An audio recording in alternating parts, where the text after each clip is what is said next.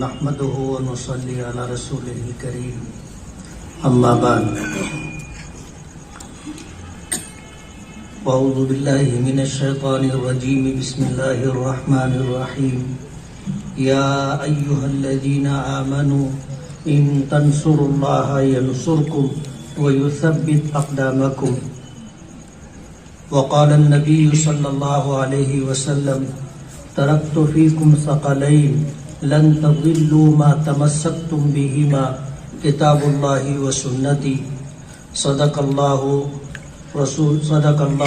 کریم و صدق رسولہ النبی الکریم۔ صدر محترم حافظ عباس صاحب، اس مجمع میں تشریف فرما علماء کرام، بزرگوں اور دوستوں، دھولیا والوں کی محبت ہے کہ انہوں نے ایک ایسے عنوان پر مجھے بولنے کا موقع دیا جو آج ہم تمام مسلمانوں کی انتہائی سخت ضرورت ہے۔ دھولیا کوئی مالیگاؤں سے بہت دور نہیں ہے۔ مالیگاؤں کے حالات آپ جانتے ہیں، دھولیے کے حالات ہم جانتے ہیں۔ رشتہ داریاں بھی ہیں، کاروباری تعلقات بھی ہیں، اسی طرح دوستیاں بھی ہیں۔ ہم اپنے حالات سے بخوبی واقف ہیں۔ جیسے جیسے زمانے نبوت سے دور ہوتا جا رہا ہے، قیامت قریب آتی جا رہی ہے، ایک کے بعد ایک اس طرح کے حالات آج دنیا میں رونما ہو رہے ہیں، جس سے نبرد آزما ہونا اور پھر سرخرو اور کامیاب ہو کر کے زندگی گزارنا انتہائی مشکل ہوتا جا رہا ہے۔ نبی کریم صلی اللہ علیہ وسلم کی وہ حدیث مبارک کہ ایک زمانہ آئے گا کہ تمام دنیا کے لوگ اس طرح مسلمانوں پر ٹوٹ پڑیں گے جس طرح بھوکے لوگ دسترخوان پر، تھال پر، پیالوں پر ٹوٹ پڑتے۔ آج ہمارا سب سے بڑا جرم یہ ہے کہ ہم مسلمان ہیں، سب سے بڑا جرم یہ ہے کہ ہم اللہ اور اس کے رسول پر ایمان لائے ہیں، سب سے بڑا جرم یہ ہے کہ ہم اس دین اور شریعت کی پاسداری کرتے ہیں جو دین قیامت تک کے لیے آیا ہے، جو دین اللہ اس کے رسول کا عطا کردہ ہے، جو دین انتہائی مستحکم اور مضبوط ہے، جس دین کی بنیاد اللہ اس کے رسول کے ارشادات و احکامات پر ہے۔ آپ اگر دیکھو گے تو دنیا میں دو طرح کے قوانین و احکام آپ کو ملیں گے۔ ایک تو وہ قانون ہے جو اللہ اس کے رسول نے ہمیں عطا کیا، اور دوسرا وہ قانون ہے جو دنیا میں انسان بناتے ہیں۔ ہر ملک کا اپنا ایک دستور ہوتا ہے، آئین ہوتا ہے، ہر ملک کا اپنا ایک سنویدھان ہوتا ہے۔ جیسے ہمارے ہندوستان کا آئین، دستور اور سنویدھان ہے۔ ملک آزاد ہوا تھا، ملک کی آزادی سے پہلے انگریزوں کی حکومت تھی اور ہندوستان میں ہم اور آپ غلامی کی زندگی گزار رہے تھے۔ ہمارے علماء اور اکابرین نے، ہمارے بزرگوں نے، اولیاء کرام نے، ایمان والوں نے اس ملک کی آزادی کے لیے سب سے پہلے آواز بلند کی تھی اور سب سے پہلے اس راستے میں جد و جہد اور کوشش کی تھی۔ وجہ اس کی یہ تھی کہ یہ ملک ہم سے چھینا گیا تھا۔ انگریزوں کے آنے سے پہلے اس ملک پر مسلمان حکمران تھے۔ بنگال میں نواب سراج الدولہ کی حکومت تھی، یہ ہندوستان کا ایک کونا ہے۔ میسور میں سلطان فتح علی ٹیپو کی حکومت تھی، وہ ہندوستان کا ایک دوسرا کونا ہے۔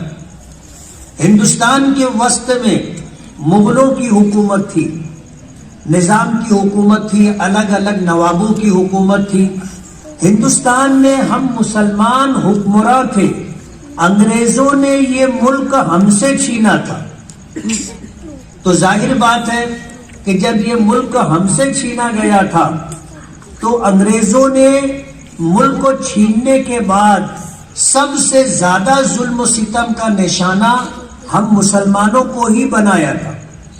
ایک زمانہ گزرا، شاہ عبدالعزیز رحمت اللہ علیہ نے اس ملک کی آزادی کے لیے فتویٰ جاری کیا. یہ عنوان الگ ہے، لیکن میں آپ کو یہ بتانا چاہتا ہوں کہ یہ ملک ہمارا تھا، ہم اس پر حکمراں تھے. انگریزوں نے یہ ملک ہم سے چھینا تھا اور انگریزوں نے اپنا ایک نظام بنایا تھا، ایک قانون جاری کیا تھا. جب یہ ملک ہم سے چھینا گیا تھا تو اس کی آزادی کے لیے انگریزوں سے یہ ملک واپس لینے کے لیے سب سے پہلے جدوجہد مسلمانوں نے اور خاص طور پر علماء کرام نے شروع کی. اور اس کی وجہ میں آپ کو بتا دوں. انگریزوں نے جب اس ملک کو ہم سے چھینا تو چھیننے کے بعد انہوں نے جو پروگرام بنایا تھا وہ پروگرام یہ تھا کہ اس ملک سے اسلام اور مسلمانوں کو ختم کر دیا جائے. جب انہوں نے یہ پروگرام بنایا کہ اس ملک سے اسلام اور مسلمانوں کو ختم کر دیا جائے تو ظاہر بات ختم کر دی جائے اور ہم سے ووٹ دینے کا حق بھی چھین لیا جائے. موجودہ حکومت اسی راستے پر چل رہی ہے. اس لیے میں یہ کہنا چاہتا ہوں کہ انگریزوں کی حکومت اس حکومت سے بہت اچھی تھی، مگر انہوں نے اسلام اور مسلمانوں کو اس دیش سے ختم کرنے کا پروگرام بنایا تو مسلمانوں کو ان سے مقابلے کے لیے کھڑا ہونا پڑا اور ایک لمبی طویل مزاحمت کے بعد، مقابلے کے بعد یہ دیش کو آزادی ملی. اور جب دیش کو آزادی ملی 15 اگست 1947 کو، اس کے بعد ایک کمیٹی تشکیل دی گئی اور کمیٹی کے سربراہ کی حیثیت سے ڈاکٹر بابا صاحب امبیڈکر کو اس کمیٹی کا صدر بنایا گیا اور انہیں یہ ذمہ داری دی گئی کہ اس ملک کے لیے آئین، دستور اور سنویدھان بنائیں. یہ تقریباً 289 افراد پر مشتمل یہ کمیٹی تھی، جس میں ہمارے جمعیت علماء کے حضرت مولانا حفظ الرحمان سیواری، حضرت مولانا محمد میاں صاحب، حضرت مولانا ابوالکلام آزاد، ایسے چیدہ علماء کرام تھے، وہ اس کمیٹی میں تھے. اور آپ کو یہ بھی بتا دوں، جب دیش کا قانون بننے لگا تھا تو اس وقت ہمارے اکابرین اور بزرگوں نے اس وقت کے ذمہ داروں سے ان کا وہ وعدہ یاد دلایا تھا کہ جب دیش انگریزوں سے آزاد ہوگا تو اس ملک کا دستور سیکولر ہوگا، جمہوری ہوگا اور غیر مذہبی ہوگا. یعنی جو دستور بنے گا وہ کوئی مذہبی دستور نہیں ہوگا بلکہ سیکولر دستور ہوگا. اور اس دستور کے پیش نظر اس ملک میں جتنی قومیں رہتی ہیں، جتنے دھرم اور مذہب کے ماننے والے لوگ رہتے ہیں، سب کو اپنے مذہب اور دھرم کے مطابق زندگی گزارنے کی آزادی ہوگی. کوئی کسی سے تعرض نہیں کرے گا. ہر مذہب کا ماننے والا اپنے مذہب کی تعلیم بھی کر سکے گا، تعلیم کے لیے انتظامات بھی کر سکے گا. ہر مذہب کا ماننے والا اپنے مذہب کی تبلیغ اور اشاعت بھی کر سکے گا. ایسا جمہوری قانون ہوگا.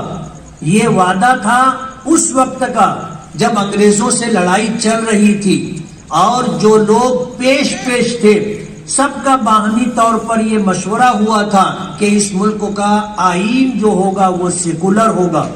ہمارے علماء، اللہ ان کی قبروں پر کروڑوں رحمتیں نازل فرمائے، انہوں نے اس ملک کا دستور اور آئین جو بنایا بنوایا وہ سیکولر اور جمہوری قانون بنایا، غیر مذہبی دستور اور سنویدھان بنایا۔ لیکن آج کیا ہو رہا ہے آپ کو پتہ ہے؟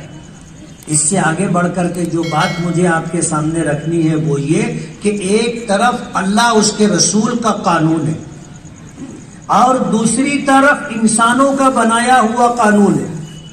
جب یہ دستور بنا اور دیش کی آزادی کے بعد جب اس قانون کا نفاذ ہوا چند سالوں کے بعد، اس وقت سے لے کر کے اب تک انسانوں کا بنایا ہوا یہ قانون تقریباً 50 سے زائد مرتبہ اس میں تبدیلیاں ہو چکی،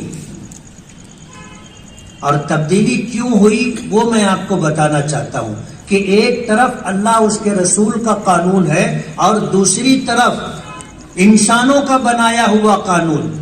جو چیز ہمارے ملک میں ہے یہی چیز دنیا کے تمام ملکوں میں ہے کہ وہاں پر ایک قانون ہے جو انسانوں کا بنایا ہوا ہے، اور انسان کو اپنی ماضی کا علم ہوتا ہے، انسانوں کو اپنے حال کا علم ہوتا ہے، اور انسانوں کو اپنے مستقبل کے تعلق سے کوئی کامل علم نہیں ہوتا، ایک اندازہ ہوتا ہے کہ سال بھر بعد، 10 سال بعد، 20 سال بعد، 50 سال بعد حالات کیا ہوں گے۔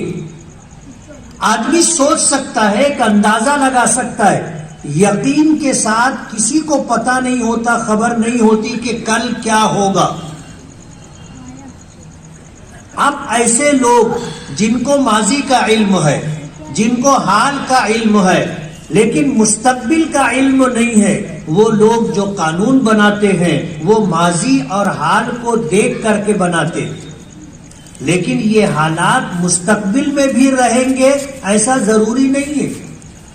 جب حالات بدلتے ہیں تو پھر اسمبلیوں میں اور پارلیمنٹ میں قانون بدلا جاتا ہے، قانون بدلا جاتا ہے، اور اس لیے بدلا جاتا ہے کہ حالات بدل گئے۔ تو ایک طرف اللہ اس کے رسول کا قانون ہے اور ایک طرف انسانوں کا اپنا بنایا ہوا قانون ہے، دونوں میں جو فرق ہے وہ فرق سمجھنے کا ہے۔ فرق یہ ہے کہ اللہ اس کے رسول کے قانون میں کوئی تبدیلی نہیں ہے۔ 1400 سال پہلے جو قانون، جو شریعت، جو دین ہمیں دیا گیا، اس وقت سے لے کر کے آج تک اور آج کے بعد قیامت تک یہ قانون اسی حالت میں رہے گا جس حالت میں 1400 سال پہلے تھا۔ آج ہے، کل بھی ایسا ہی رہے گا، قیامت تک ایسا ہی رہے گا، اس میں تبدیلی نہیں آئے گی۔ کیوں؟ یہ اللہ کا بنایا ہوا قانون، اور اللہ تعالیٰ کو ما کان ما یکون کا علم ہے، یعنی ماضی میں کیا تھا اللہ کو وہ بھی پتا ہے، علم ہے، اور قیامت تک حالات کیسے آئیں گے، کیا ہوگا، اس بات کا بھی پتا اللہ کو ہے، علم اللہ پاک کو ہے۔ اب ظاہر بات ہے جب اللہ کا بنایا ہوا قانون ہے اور اللہ تعالیٰ ماضی کو بھی جانتا ہے، حال کو بھی جانتا ہے، مستقبل کو بھی جانتا ہے، تو ظاہر بات ہے اس نے جو قانون بنایا ہے وہ قیامت تک کے لیے اپنی جگہ قائم رہے گا، اس میں تبدیلی نہیں آئے گی۔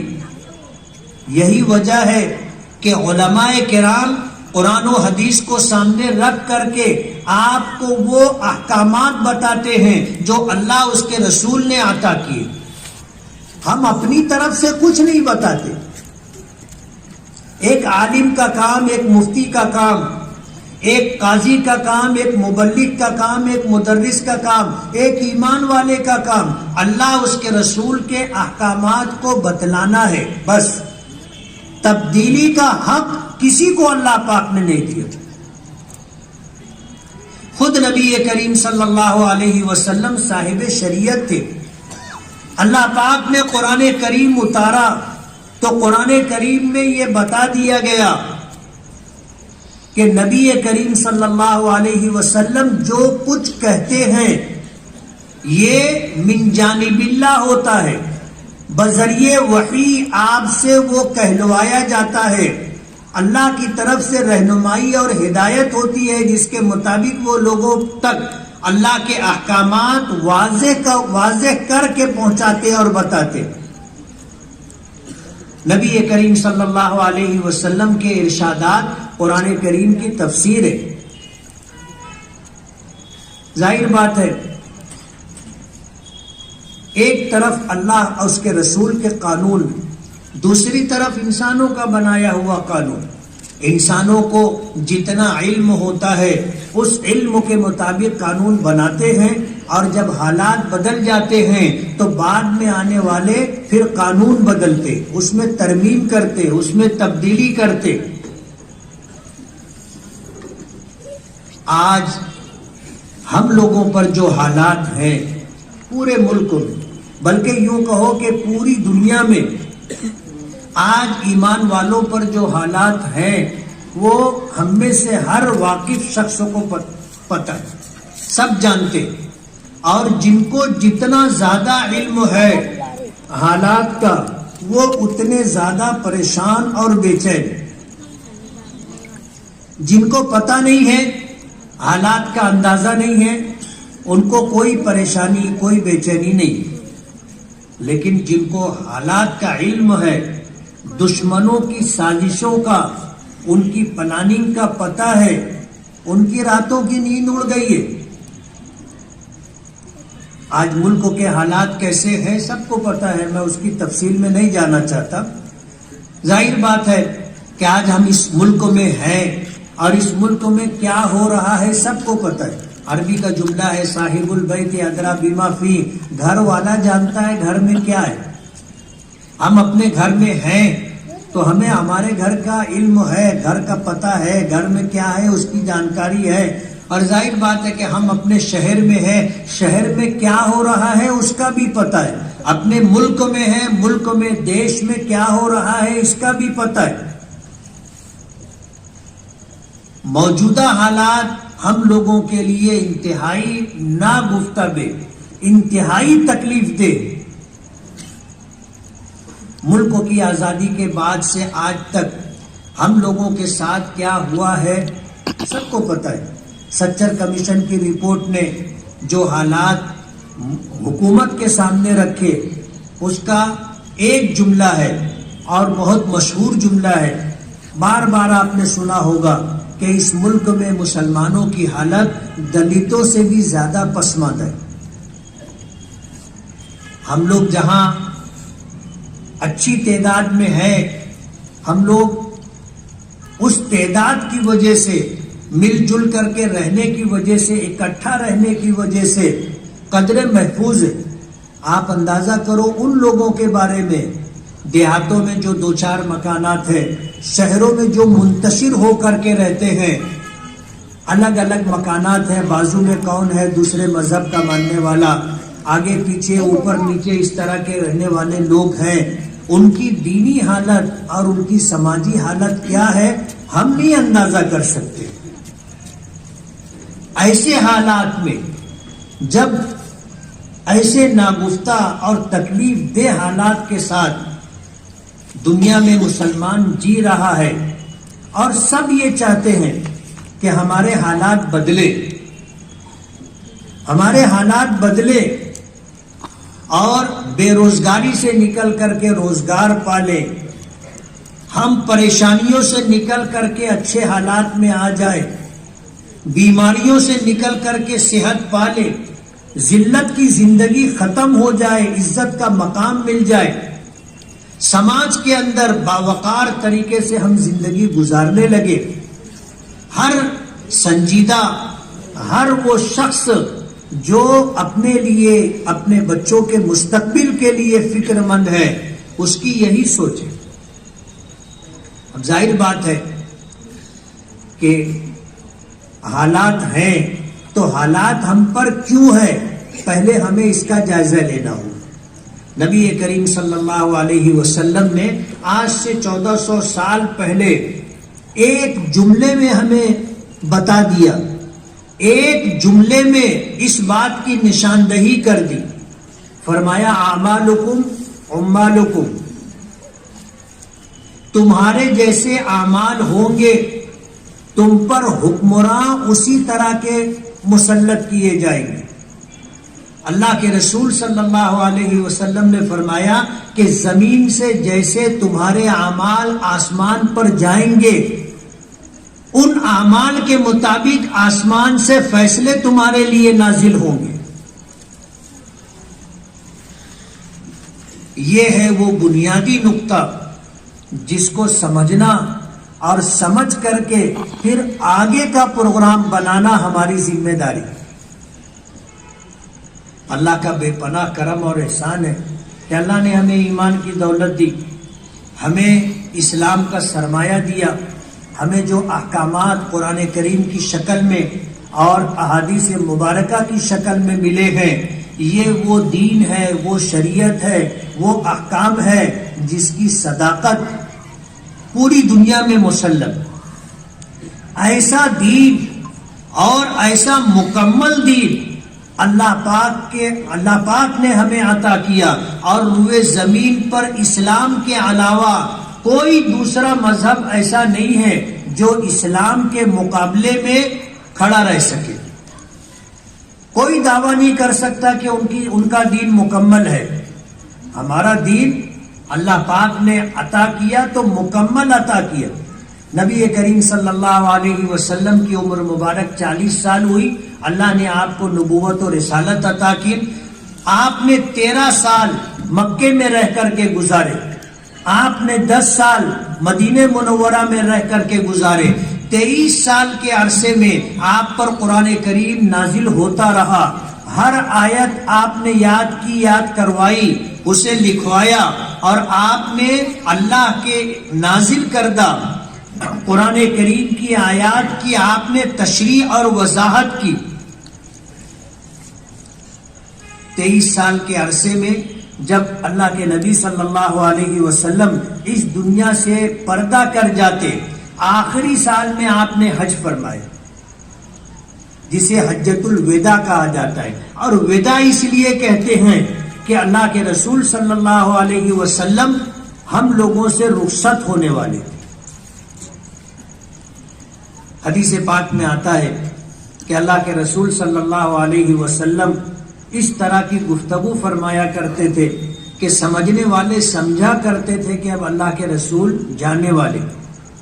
ایک مرتبہ آپ مدینہ منورہ میں منبر پر تشریف فرما تھے، آپ نے ایک بات فرمائی، اور وہ بات یہ تھی کہ اللہ تعالیٰ نے اپنے بندوں میں سے ایک بندے کو اس بات کا اختیار دیا ہے کہ وہ دنیا میں رہنا چاہے تو دنیا میں رہے، اور اگر وہ آخرت میں جانا چاہے تو آخرت کو اختیار کرے۔ اللہ کے رسول صلی اللہ علیہ وسلم کی اس بات کو سن کر حضرت ابو بکر صدیق رضی اللہ تعالی عنہ رونے لگے۔ صحابہ کرام کہتے ہیں کہ ہم نے حضرت ابو بکر کو روتا ہوا دیکھا تو ہم میں سے کچھ لوگ کہنے لگے کہ اس بوڑھے کو کیا ہو گیا، یہ کیوں رو رہا ہے؟ صحابہ کرام کہتے ہیں بعد میں ہمیں اس بات کا اندازہ ہوا اور علم ہوا کہ اللہ کے رسول صلی اللہ علیہ وسلم نے جو بات فرمائی تھی، اس بات کو ہم میں سے اگر کسی نے سمجھا تو وہ حضرت ابو بکر صدیق تھے، اور اللہ کے رسول صلی اللہ علیہ وسلم کی اس بات کا مطلب یہ تھا کہ اللہ نے اپنے بندوں میں سے ایک بندے کو یہ اختیار دیا ہے کہ وہ دنیا میں رہنا چاہے تو رہے، نہ رہنا چاہے تو ہمارے پاس آ جائے۔ اس سے مراد خود نبی کریم صلی اللہ علیہ وسلم کی ذات گرامی ہے۔ اور جب آپ نے حج کیا تو آپ نے مختلف مواقع پر اس طرح کی بات ارشاد فرمائی جس سے اس بات کی خبر ہوتی تھی کہ اللہ کے رسول اب جانے والے۔ اسی لیے دوران حج جو واقعات پیش آئے، ان واقعات کی وجہ سے علماء کرام نے آپ کے اس حج کو حجۃ الوداع کا نام دیا۔ وداع کے معنی رخصت ہونا، یعنی یہ حج ایسا تھا جس میں اللہ کے رسول صلی اللہ علیہ وسلم نے لوگوں سے رخصت چاہی تھی کہ اب میں جانے والا ہوں۔ اور ہوا بھی ایسا ہی. آپ حج کر کے واپس آئے, ذی الحجہ کا مہینہ تھا, محرم سفر یہ 2 مہینے گزرے. سفر کے آخری ایام میں آپ کی طبیعت بگڑی, سر میں شدید درد اور بیماریوں میں مبتلا ہوئے, اور پھر سفر کا مہینہ گزرا. ربیع الاول کے مہینے میں 12 ربیع الاول کو اللہ کے رسول صلی اللہ علیہ وسلم دنیا سے تشریف لے گئے. تو یہ حج آپ کی زندگی کا آخری حج تھا, اور جس طرح کی باتیں آپ نے فرمائی تھی اس سے یہ اندازہ ہو گیا تھا جاننے والوں کو, قریب رہنے والوں کو, کہ یہ رخصتی کا موقع ہے. اللہ کے رسول صلی اللہ علیہ وسلم اس دنیا سے ہم لوگوں سے جدا ہو گئے, دنیا سے پردہ فرما دی. لیکن اسی حجۃ الوداع میں جب آپ میدان عرفات میں تھے, وہاں سے چل کر کے میدان مزدلفہ آئے, وہاں سے چل کر کے میدان مینا آئے, تو نبی کریم صلی اللہ علیہ وسلم پر قرآن کریم کی آیت نازل ہوئی, الیوم اکملت لکم دینکم واتممت علیکم نعمتی ورضیت لکم الاسلام دینا, کہ آج کے دن میں نے تمہارا دین تمہارے لیے مکمل کر دیا ہے. الیوم اکملت لکم دینکم, آج میں نے تمہارے لیے تمہارا دین مکمل کر دیا. واتممت علیکم نعمتی, اور تم پر اپنی نعمتیں تمام کر دی. ورضیت لکم الاسلام دینا, اور تمہارے لیے دین اسلام کو پسند کر لیا. 3 باتیں ہیں. ایک تو دین کی تکمیل کی خوشخبری دی گئی. علماء کرام نے لکھا ہے اس آیت کے نازل ہو جانے کے بعد قرآن کریم میں حلت اور حرمت کی کوئی آیت نازل نہیں ہوئی. حلت و حرمت کے احکامات اس آیت کے نازل ہونے سے پہلے آ چکے تھے. اس آیت کے نازل ہونے کے بعد قرآن کریم کی اور آیتیں نازل ہوئی, لیکن ان آیتوں کا تعلق حلال اور حرام ہونے سے نہیں تھا, حلت و حرمت سے نہیں تھا. تو دین کو مکمل کر دیا گیا. آج آپ دیکھو, ایک بچہ پیدا ہوتا ہے, اس کی پیدائش سے پہلے سے احکامات ہمیں معلوم ہے, اللہ اس کے رسول نے ہمیں بتا دیے. جب یہ بچہ دنیا میں آتا ہے وہیں سے احکامات شروع ہو جاتے کہ بچہ پیدا ہو, اس اذان دی جائے سیدھے کان میں, اقامت کہی جائے بائیں کان میں, وہاں سے احکامات شروع ہو جاتے. ہر ماں باپ کو اس بات کا پتہ ہونا چاہیے کہ شریعت میں بچے کی پیدائش کے موقع پر اور پیدائش کے بعد میں ماں باپ کی کیا ذمہ داری طے کی, معلوم ہونا چاہیے. لیکن مسلمانوں کو پتہ نہیں کہ بچہ پیدا ہوا, اب اس بچے کے ہم پر کیا حق ہے اور اس بچے کے لیے ہماری کیا ذمہ داریاں ہیں. بچہ پیدا ہوتا ہے, اس کی صحت کے لیے اور بیماری سے حفاظت کے لیے, اس کی بھوک مٹانے کے لیے یہ باتیں کرتے, یہ تو جانور بھی کرتا ہے. لیکن بحیثیت مسلمان اللہ اس کے رسول نے ہمیں کیا ذمہ داری دی ہے یہ ہمیں نہیں معلوم. ہماری شریعت نے ہمیں بتایا بچہ پیدا ہو اذان دی جائے, اقامت کہی جائے, بچہ پیدا ہو اس کا اچھا نام رکھا جائے. اچھے نام سے مراد کوئی نیا نام نہیں. آج ایک نئی وبا اور مصیبت چل پڑی ہے, کسی کے یہاں بیٹا یا بیٹی کی پیدائش ہو تو وہ پرانے سارے ناموں کو چھوڑ کر کے نئے نام کے چکر میں پریشان رہتا ہے. امام صاحب سے پوچھے گا, مولانا سے پوچھے گا, مفتی صاحب سے پوچھے گا, نیا نام. اب ظاہر بات ہے 1400 سال گزر گئے, جتنے اچھے نام تھے وہ سارے اچھے نام ہمارے پرکھوں نے، آباء و اجداد نے، علماء نے، ائمہ نے، صحابہ نے، تابعین نے، تبع تابعین نے، اولیاء کرام نے اور بزرگوں نے رکھ دیے. اب ظاہر بات ہے جو نام بچے وہ کیسے ہوں گے آپ کو پتہ ہے. سب چھانٹ چھانٹ کر کے اچھے نام ماضی میں رکھ دیے گئے. اب جو بچے کچے نام ہیں وہ نام کیسے ہوں گے آپ اندازہ کر سکتے. لوگ نئے نام کے چکر میں پتہ نہیں کیا کیا نام رکھ دیتے. مالیگاؤں کا واقعہ ہے. ایک صاحب کہنے لگے کہ میرے یہاں پہلا بیٹا پیدا ہوا، اس کا نام میں نے رکھا سنجاب.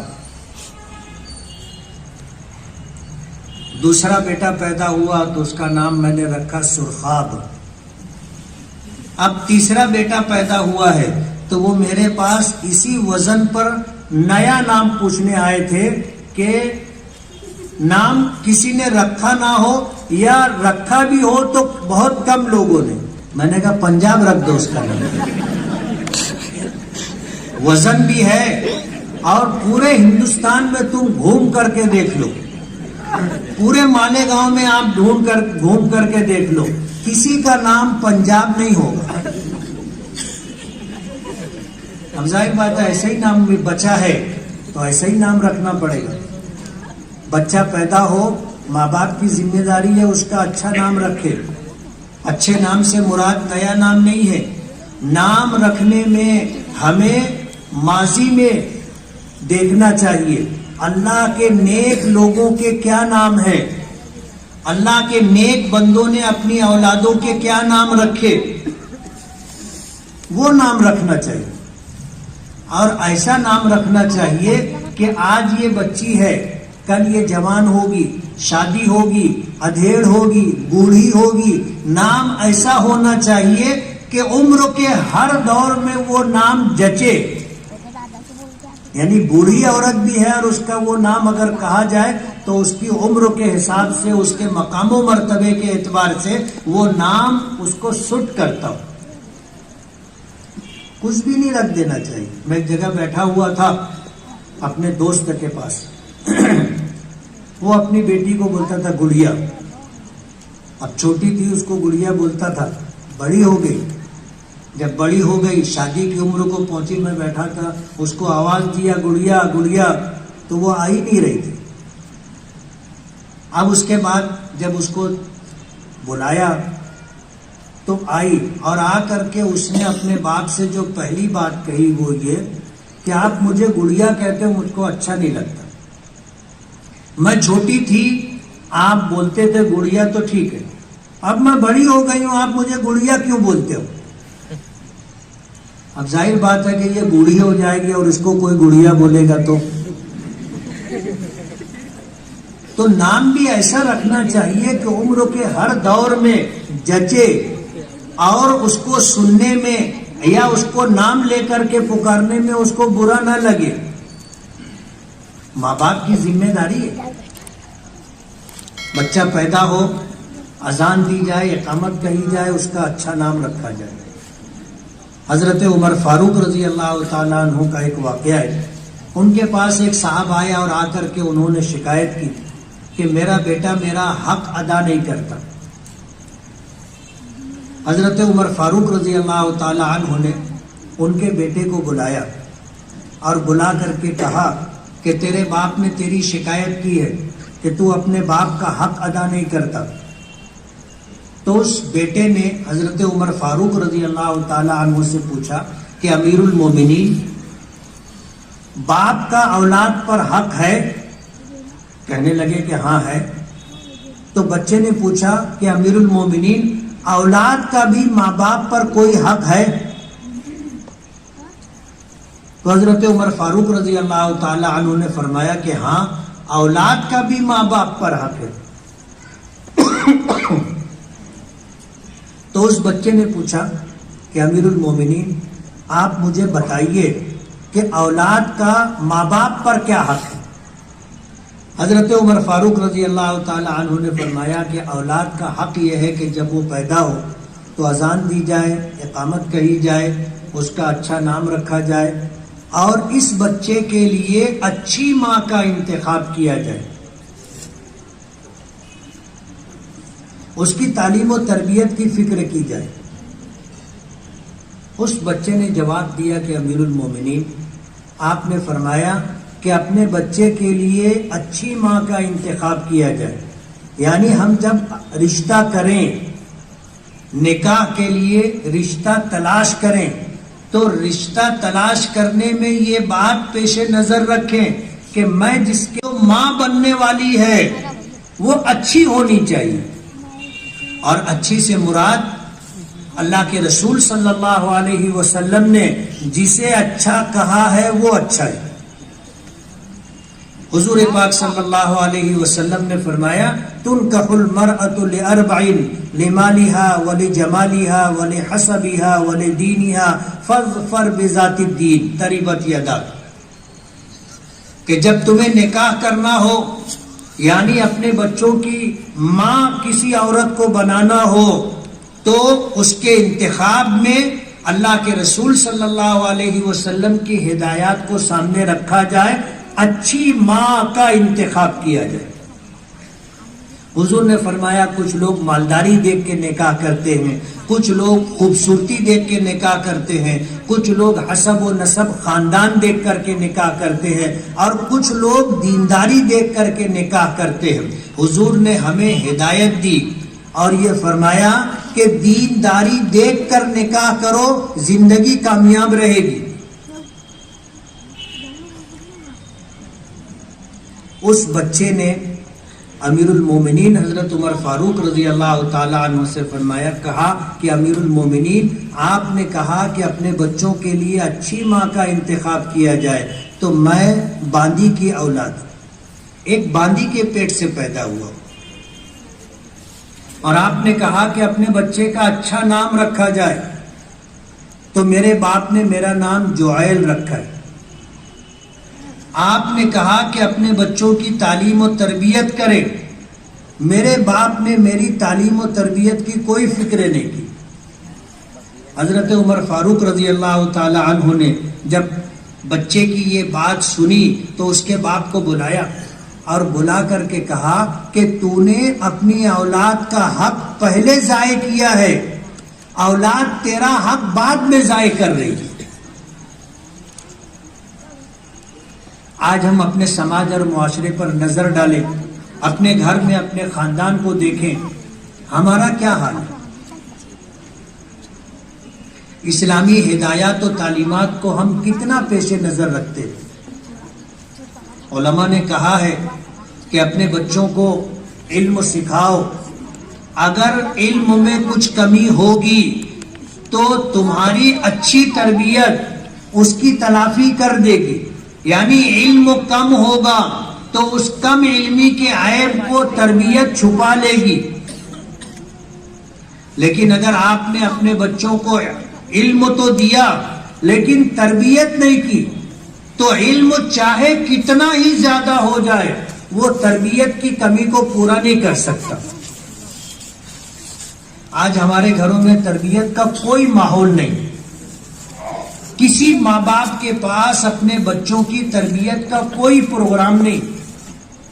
ہمارے بچے کیسے پلتے ہیں؟ جیسے جانوروں کے بچے پلتے ہیں۔ جانور اپنے بچوں کی حفاظت کی فکر کرتا ہے، جانور اپنے بچوں کے کھانے پینے کی فکر کرتا ہے، ہم بھی کرتے ہیں۔ اپنے بچوں کو ہم اچھے سے اچھا کھلانے کی فکر کرتے ہیں، اپنے بچوں کو اچھا گھر دینے کی فکر کرتے ہیں، اپنے بچوں کو اچھا لباس دینے کی فکر کرتے ہیں۔ ہماری کوشش یہ ہوتی ہے کہ ہمارے بچوں کے پاس ہمارے جانے کے بعد اچھا گھر بھی ہو، اچھا کاروبار بھی ہو، لیکن ہم اس بات کی فکر نہیں کرتے کہ ہمارا بچہ سماج میں ایک معزز، باوقار، عزت دار شخص ہو، اس کے پاس علم بھی ہو، اس کی تربیت اتنی اچھی ہو کہ سماج کے اندر وہ پسندیدہ شخص مانا جائے، لوگ اس کا احترام کریں، عزت کی نگاہ سے دیکھیں، اور اس تربیت کی وجہ سے اللہ اس کو بلند مقام دے۔ ہم اس کی فکر نہیں کرتے۔ ہم اپنے بچوں کی تربیت کے لیے ہمارے پاس کوئی پروگرام نہیں ہے۔ جیسے جانوروں کے بچے کھا پی کے بڑے ہو جاتے ہیں، ہمارے بچے بھی کھا پی کر کے بڑے ہو جاتے ہیں۔ روزانہ ان لوگوں کے پاس جو سماجی کام کاج کرتے ہیں، یہ شکایت آتی ہے سماج کے گھروں سے کہ میاں بیوی کا جھگڑا، ماں باپ کا جھگڑا، باپ بیٹے کا جھگڑا، ماں بیٹے کا جھگڑا، پڑوسیوں کا جھگڑا، یہ سب کچھ آتا رہتا ہے، اور یہ تربیت کی کمی کی وجہ سے۔ آج ہمارے پاس اچھی تربیت کا کوئی نظام نہیں۔ ہمارے بچے سماج اور معاشرے کے اچھے فرد نہیں ہیں۔ دنیا بھر کی برائی آج مسلمانوں میں ہے۔ کون سی برائی ایسی ہے جو مسلمانوں میں نہیں ہے؟ آپ نہیں بتا سکتے۔ ہر طرح کی برائی مسلمانوں میں، اور عام ہوتی جا رہی، عام ہوتی جا رہی۔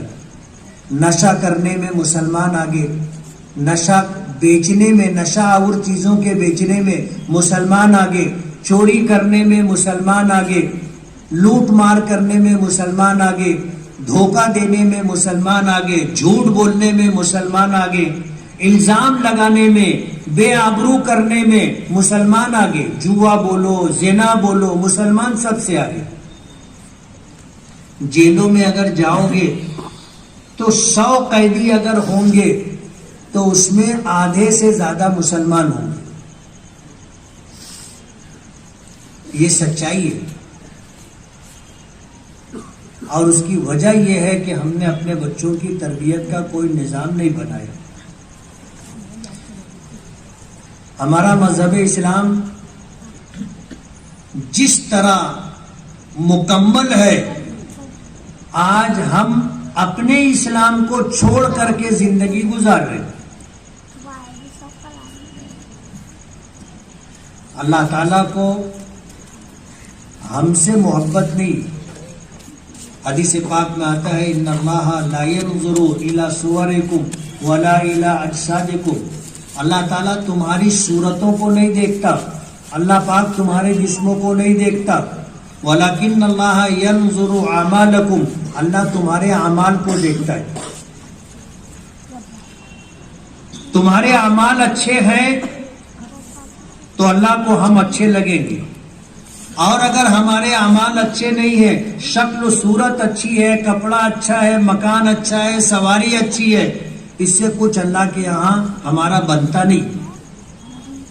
اللہ ہماری صورتوں کو، ہمارے جسموں کو نہیں دیکھتا، اللہ ہمارے اعمال کو، ہماری نیتوں کو دیکھتا ہے کہ ہماری نیتیں کیا ہیں اور ہمارے اعمال کیا ہیں۔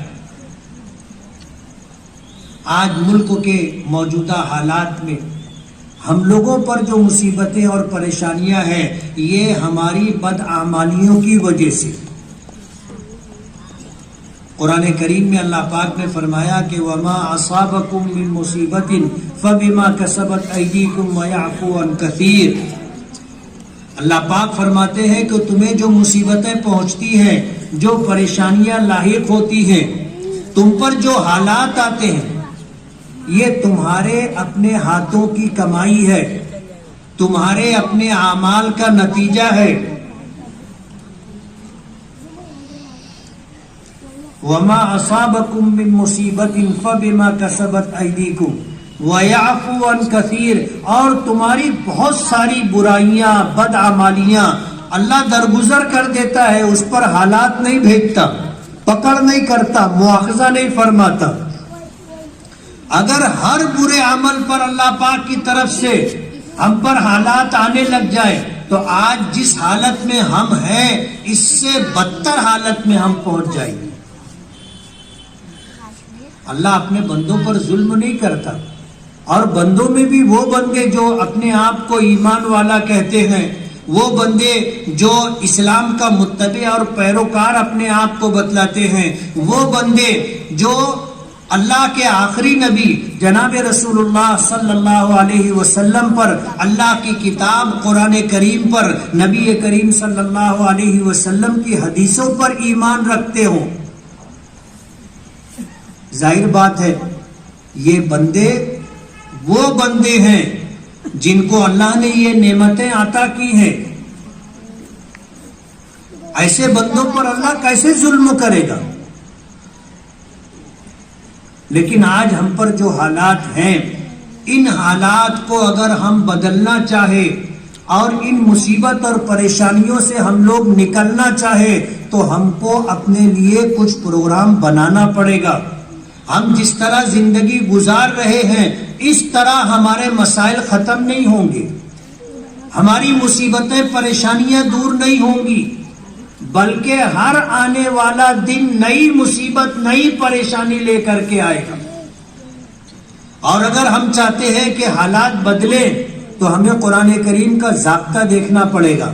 اللہ پاک فرماتے ہیں ان اللہ لا یغیر ما بقوم حتی یغیروا ما بانفسہم. اللہ تعالیٰ کسی کی حالت اس وقت تک نہیں بدلتا جب تک کہ وہ اپنے آپ کو نہ بدلے. جب ہم اپنے آپ کو بدلنا چاہیں گے، اور ہم کیسے بدلیں گے؟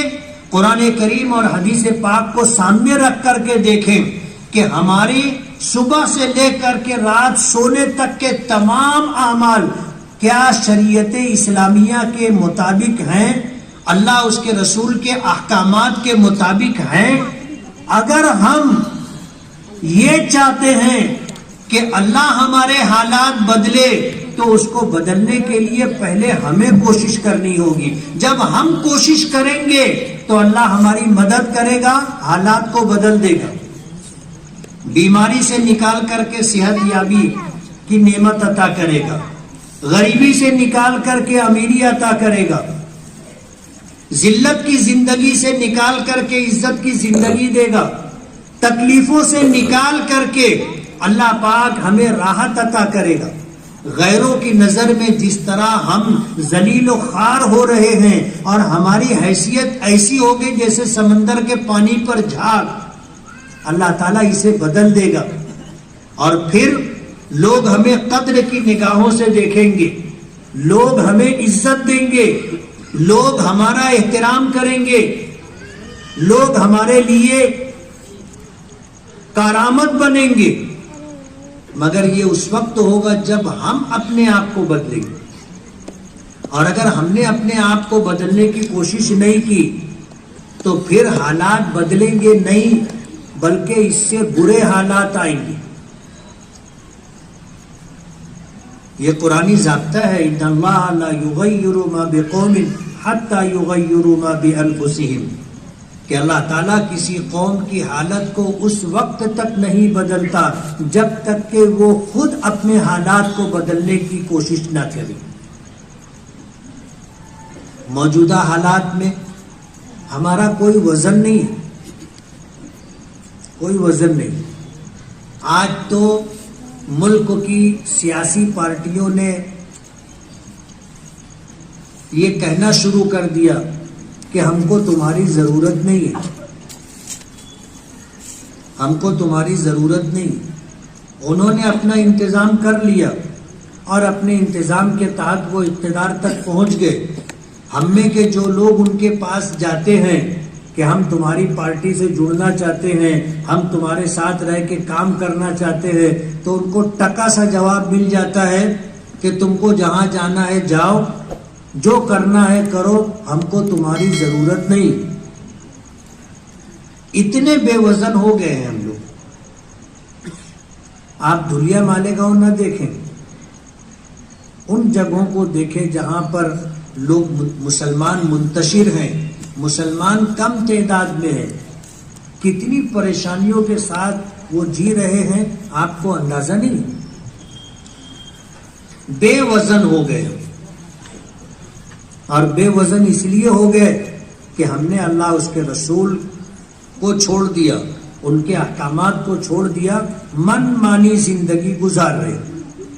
قرآن کریم کی آیت میں نے پڑھی تھی ان اللہ لا یغیر ما قرآن کریم کی آیت پڑھی تھی، یا ایھا الذین آمنوا ان تنصروا اللہ ینصرکم ویثبت اقدامکم، کہ ایمان والو اگر تم اللہ کی مدد کرو گے تو اللہ تمہاری مدد کرے گا اور تمہیں ثابت قدم رکھے گا۔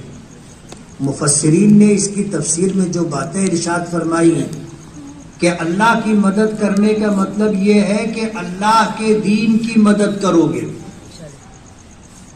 اور اللہ کے دین کی مدد کرنے کا مطلب یہ ہے کہ پہلے ہماری زندگی میں اللہ کا دین آئے، اپنے نبی کا طریقہ اور سنتیں آئی، ہمارے گھر والوں میں اللہ کا دین آئے اور اپنے نبی کا طریقہ آئے، اور ہم اس کے بعد دوسروں کی زندگیوں میں اللہ کے دین کو زندہ کرنے کی، لانے کی کوشش کریں۔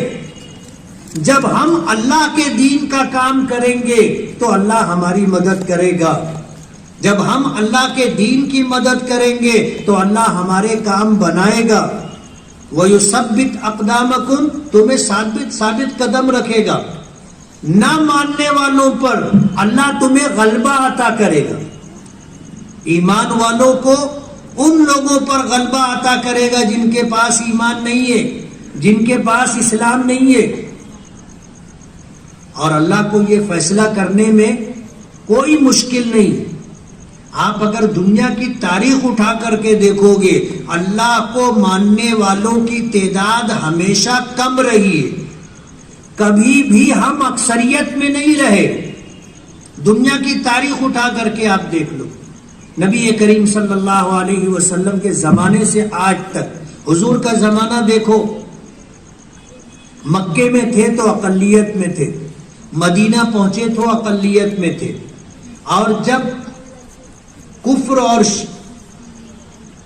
اسلام کا پہلا مقابلہ ہوا میدان بدر میں تو مسلمان 313 تھے اور مشرکین مکہ کی تعداد 1000 تھی۔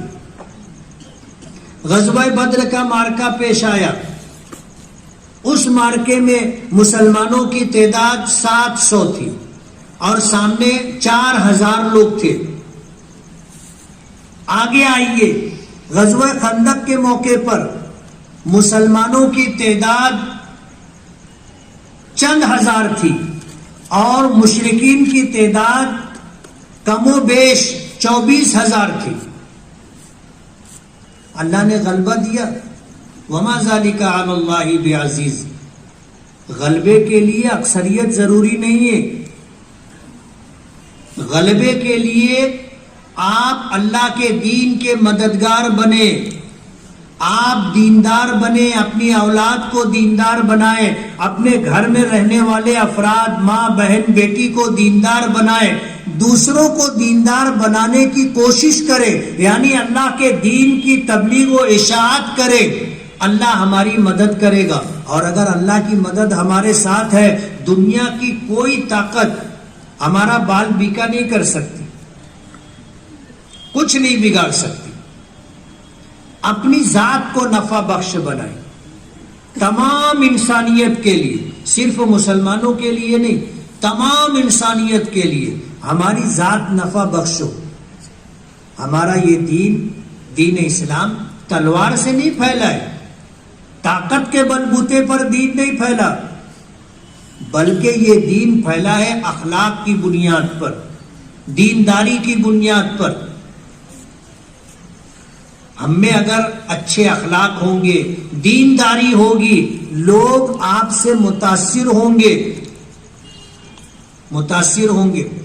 آج سوشل میڈیا پر جو خبریں آتی ہیں، وائرل ہوتی ہیں، ہم ایک طرف خوش ہوتے کہ لوگ اسلام میں داخل ہو رہے، اسلام قبول کر رہے، لیکن دوسرا پہلو ہم نہیں دیکھتے، لوگ نکل کے جا بھی رہے ہیں، ارتداد پھیلتا جا رہا ہے۔ اپنے بچوں کو ہم نے مسلمان بنانے کی فکر نہیں کی، دین کی تعلیم اور تربیت کی ہم نے فکر نہیں کی۔ آج ہماری بچیاں اور ہمارے بچے پڑھ لکھ کر، یعنی عصری تعلیم حاصل کر کے ڈگری لے لیتے ہیں، انہیں اسلام کا کچھ پتہ نہیں ہوتا، دینی تعلیم اور تربیت کا ان کے پاس کوئی حصہ نہیں ہوتا، وہ اسلام چھوڑ کر کے چلے جاتے تھے. عام بات ہے. ابھی 2-3 دن پہلے ایک واقعہ پڑھنے میں آیا کہ فرانس میں ایک برقع پوش خاتون شاپنگ مال میں گئی اور جا کر کے اس نے وہاں شاپنگ کی، اور اس کے بعد کاؤنٹر پر آ کر کے جب وہ بل دینے لگی تو وہاں بھی ایک خاتون تھی جو بے پردہ تھی. اس نے کہا کہ یہ تمہارے پردے نے تو حالت خراب کر دی، تم کو اگر پردے میں رہنا تھا تو وہیں اپنے ملک میں رہنا تھا، یہاں آنا تھا تو پردہ چھوڑ کے آنا تھا. تو اس خاتون نے اپنے چہرے سے نقاب اٹھائی اور نقاب اٹھا کر کے اس نے کہا کہ میں یہی فرانس میں پیدا ہوئی ہوں، میں فرانسیسی ہوں، میں نے اپنا مذہب چھوڑ کر کے اسلام قبول کیا، اور تم مسلمان ہو، تم نے اپنا دین بیچ دیا، ہم نے تمہارا دین خرید لیا. یہ حالت ہے.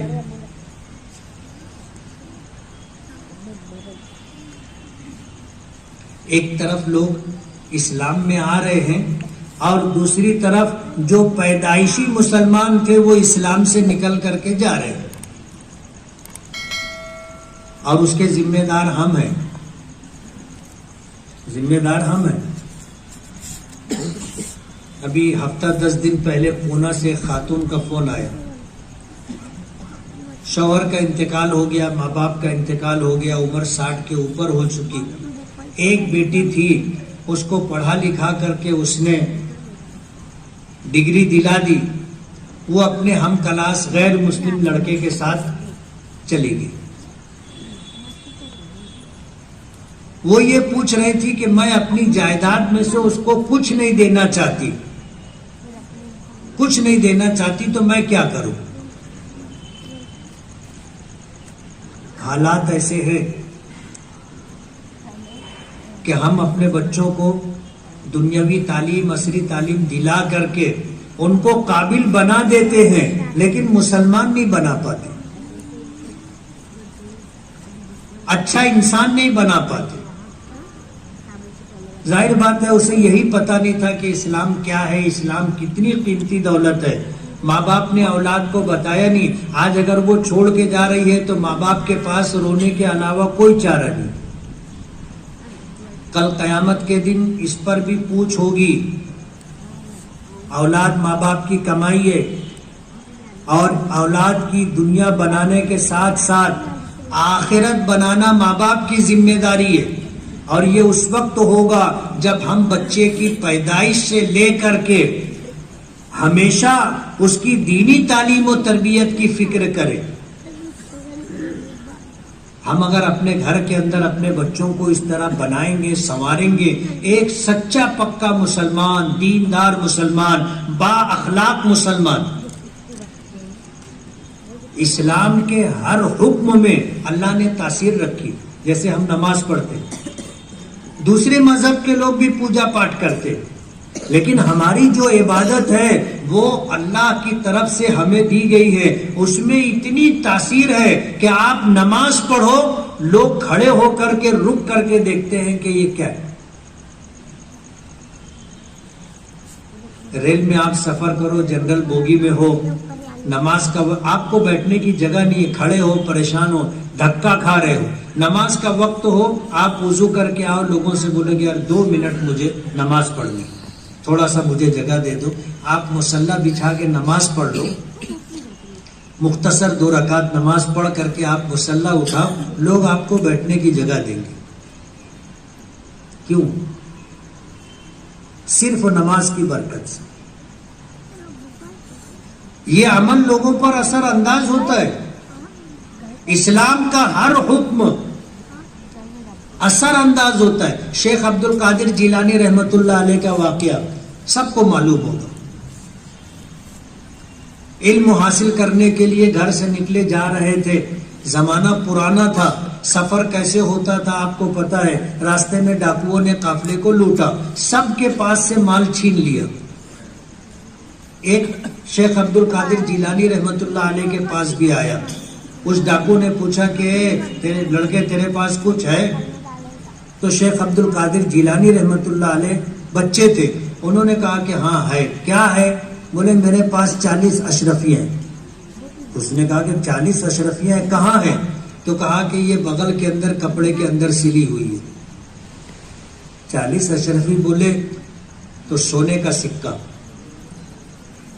وہ بھی 40۔ وہ ڈاکو اس بچے کو لے کے اپنے سردار کے پاس گئے کہ یہ بچہ ایسا ایسا بتا رہا ہے۔ تو اس نے پوچھا کہ تیرے پاس کیا ہے؟ بولے 40 اشرفیاں۔ بولے کہاں ہے؟ بولے بغل میں ہے۔ بولے نکالو بتاؤ۔ تو انہوں نے بتایا۔ تو ڈاکوؤں نے کہا کہ یہ تو ہمیں پتہ نہیں تھا، تم اگر ہمیں نہیں بتاتے تو ہم کو معلوم بھی نہیں ہوتا، تمہارا یہ پیسہ بچ جاتا، تم نے بتایا کیوں؟ کہا کہ میری ماں نے نصیحت کی تھی کہ بیٹا جھوٹ مت بولنا، جھوٹ مت بولنا۔ اور حدیث میں آتا ہے المؤمن لا یکذب، حضور نے فرمایا کہ مومن کبھی جھوٹ نہیں بولتا۔ شیخ عبد القادر جیلانی رحمت اللہ علیہ نے بچے تھے، علم حاصل کرنے کے لیے گھر سے نکلے تھے، سچ بولے۔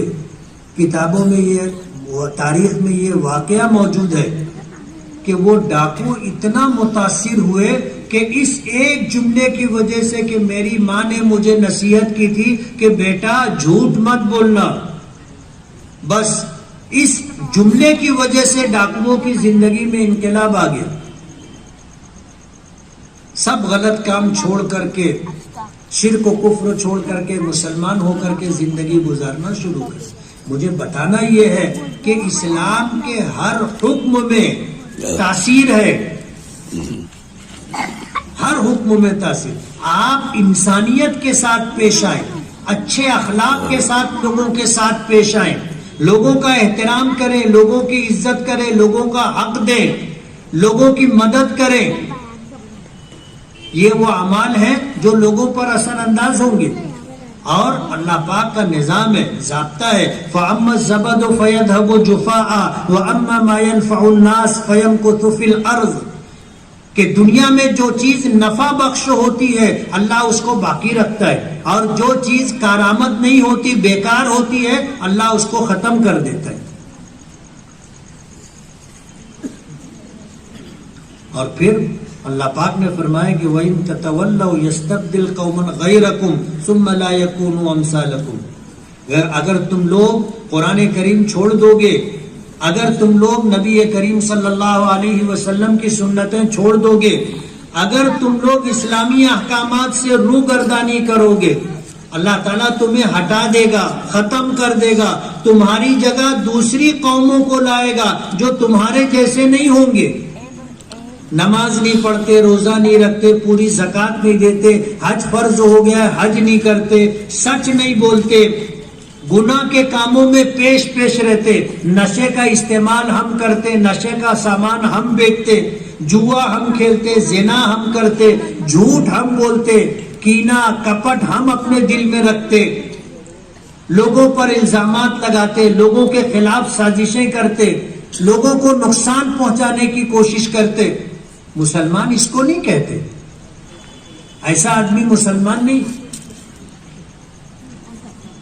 اور یہ مصیبتیں، یہ ساری خرابیاں آج ہم میں نیچے سے لے کر کے اوپر تک ہے، کیا بڑے کیا چھوٹے، کیا پڑھے لکھے کیا بے پڑھے لکھے، سب میں یہ مصیبت اور پریشانی ہے، یہ برائی ہے۔ اور جب تک یہ برائی ختم نہیں ہوگی ہمارے حالات نہیں بدلیں گے۔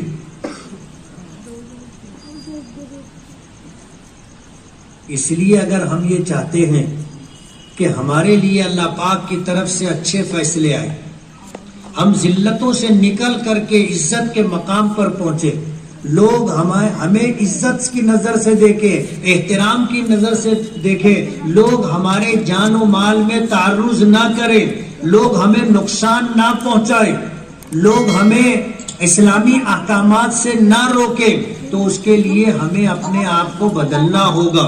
ہم اپنے آپ کو بدلیں گے تو زمانہ بدلے گا، حالات بدلیں گے، اور اگر ہم نے اپنے آپ کو نہیں بدلا تو پھر کوئی تبدیلی نہیں آئے گی۔ آنے والے دن اس سے زیادہ برے اور اس سے زیادہ خراب ہوں گے۔ آج اس موقع پر مجھے آپ لوگوں سے گفتگو کا بات چیت کرنے کا موقع ملا، یہی پیغام لے کر کے میں مالیگاؤں سے آیا ہوں، اور میں یہ کہنا چاہتا ہوں کہ 5 وقتہ نمازوں کا احترام کریں، اپنے بچوں کو نمازی بنائیں، اپنے گھر والوں میں ماں بہن بیٹیوں کو نماز کی تاکید کریں، اپنے گھر میں دین کا ماحول بنائیں، سچا پکا مسلمان اپنی اولاد کو بنائیں، اسلامی احکامات اسلامی اخلاق ہماری زندگیوں میں، اور اگر یہ سب کچھ ہمارے پاس ہے تو پھر زمانہ ہمارا استقبال کرے گا، حالات بدلیں گے، لوگ ہمیں عزت کی نظر سے دیکھیں گے، عزت کا مقام دیں گے۔